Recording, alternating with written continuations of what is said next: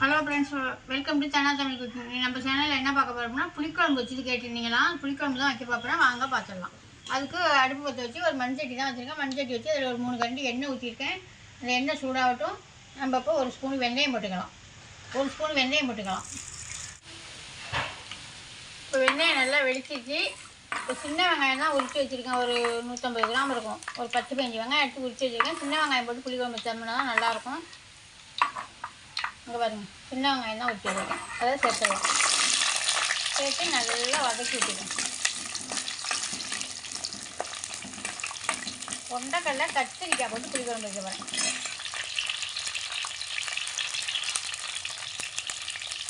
இங்கே பாருங்கள், கத்திரிக்காய் அதிகம் நான் அப்போக்கி தான் அரிஞ்சிக்குவேன். குழம்பு தாளிக்க போயில தான் அரிஞ்சு போட்டு நல்லா வதக்கி விட்டுருவேன். வெங்காயத்தோடு வதக்கி விட்டோம்னா நல்லாயிருக்கும்.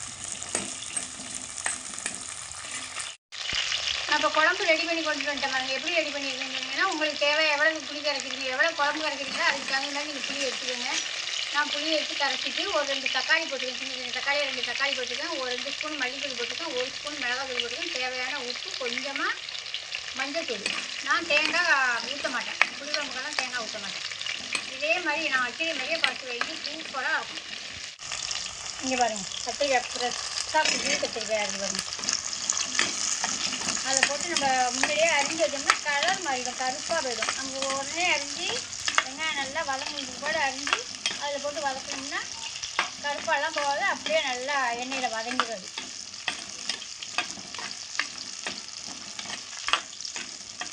இந்த மழைக்கு அதுக்கும் இந்த மழை பெஞ்சிட்டு இந்த 2 நாளைக்கு வேறு மழை சொல்லியிருக்காங்க. மானம் மப்புக்கும் அதுக்கும் அவளை நல்லா சூப்பராக அருமையாக போட்டு சாப்பிட்லாம். தொட்டுக்கையும் அதுக்கு தகுந்த மாதிரி தொட்டுக்கை ஏதாவது பொரியல் வறுவல் பண்ணாமல் ஏதாவது பொரியலாக பண்ணிக்கணும். வெங்காயமும் இந்த கத்திரிக்காயும் வதங்கிறதுக்காக கொஞ்சோண்டு உப்பு, நான் உப்பெல்லாம் போட்டு குழம்பு கட்டி வந்துட்டேன். கொண்டைக்கடலை வந்து நான் காலையில் தான் ஒரு 4 மணிக்கு இப்போ எழுந்திரிச்சேன். நான் கோலம் போட அப்போ தான் தண்ணியில் போட்டேன். நீங்கள் நைட்டே கூட ஊற வச்சு வச்சுக்கலாம். நைட்டு தான் ஊற வைக்கணும். நான் நைட்டு ஊற வைக்கல. காலையில் 4 மணிக்கு கோலம் போட எழுந்திரிச்சேன்னா அப்போ தான் ஊற வச்சு அள்ளி வச்சுட்டேன்.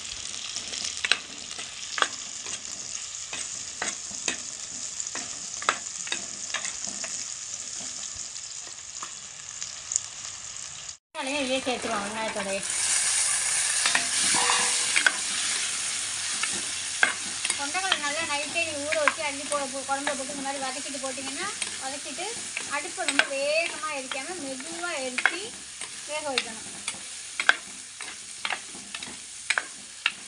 கொண்டைக்கடலை புளிக்குழம்பு கொண்டைக்கடலையும் கத்திரிக்காயும் போட்டு வச்சிங்கன்னா அவ்வளோ சூப்பராக இருக்கும் புளிக்குழம்பு.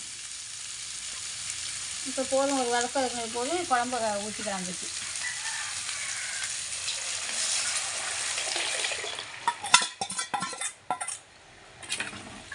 அவ்வளோதான். இதில் நான் எதுவும் தேங்காய் எதுவும் ஊற்ற மாட்டேன். இன்னும் கொஞ்சோண்டு தண்ணி ஊற்றி நம்ம ஊற்றிக்கலாம். ஏன்னா நம்ம கொண்டைக்கடலை வேவுற அளவுக்கு நம்ம கொதிக்க விடணும்ல, அதனால் கொஞ்சமாக தண்ணி ஊற்றிக்கலாம். இப்போ குழம்பு ரெடி ஆகிட்டான்னு பார்க்கலாம். இந்த மாதிரி தான் மெதுவாக அடுப்பு வச்சு நீங்கள் அது வேக வச்சிங்கன்னா கொண்டைக்கடலை நல்லாவே வெந்துடும். சூப்பராக ரெடி ஆகிடுச்சு பாருங்கள் கொண்டைக்கடலை குழம்பு. இதுவே கருப்பு கொண்டைக்கடலை போட்டு வச்சிங்கன்னா நல்லது. ஆனால் இப்போ கருப்பு கொண்டைக்கடலையே அதிகமாக யாரும் இப்போ சேர்த்துக்க மாட்டேங்கிறோம். ஆனால் கருப்பு கொண்டைக்கடலை தாங்க நல்லா உடம்புக்கு சத்து. அவ்வளோதான், குழம்பு ரெடி ஆகிடுச்சு. இப்போ குழம்பு இறக்கிட்டு முருங்கைக்கீரை தோட்ட போகிறேன். இந்த மாதிரி குழம்புலாம் வச்சோம்னா முருங்கைக்கீரை தோட்டினோம்னா சூப்பராக இருக்கும். ஒரு முருங்கைக்கீரை ஒன்று தோட்டிடலாம். இப்போ முருங்கைக்கீரை வதக்கிறதுக்கு ஒரு 1/2 ஸ்பூனு வெள்ளை உளுந்தும் ஒரு 1/2 ஸ்பூன் கடுகும் போட்டுக்கலாம். ஒரு 2 பட்டை மிளகா விட்டு போட்டுக்கலாம். நல்லா வெடிக்க விட்டு அரிஞ்சிட்டு ஒரே ஒரு வெங்காயத்தை அரிஞ்சிட்டுனா அதையும் சேர்த்துக்கிறேன்.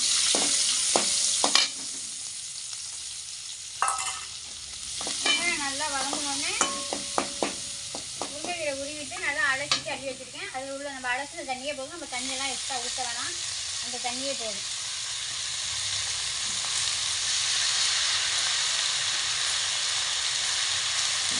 இப்போ ஒரு தண்ணி உப்பை போட்டு நல்லா வதக்கி விட்டுடலாம். தேவையான உப்பு போட்டு வதக்கிடலாம். இந்த மாதிரி வதக்கி எடுத்துக்கோங்க. மெதுவாக எடுத்துட்டு வதக்கினோம்னா நல்லா இந்த மாதிரி கலர் மாறாமல் இருக்கும். இப்போ நம்ம திரும்பி வச்சுருக்க தேங்காய் பூ வறுத்து போட்டு தூவி விட்டு இறக்கிட வேண்டியதான். தேங்காய் பூவில் கொஞ்சம் கூடயே போட்டுதான் நல்லா தான். சூப்பராக முருங்கைக்கீரை பொரியல் ரெடி ஆகிடுச்சு. உடம்புக்கு நல்லா ஹெல்த்தியாக தொட்டுக்க. அவ்வளோதான் ஃப்ரெண்ட்ஸ், கொண்டக்கடலை புளிக்குழம்பு வச்சு கேட்டிங்க, வச்சு காமிச்சிட்டேன்.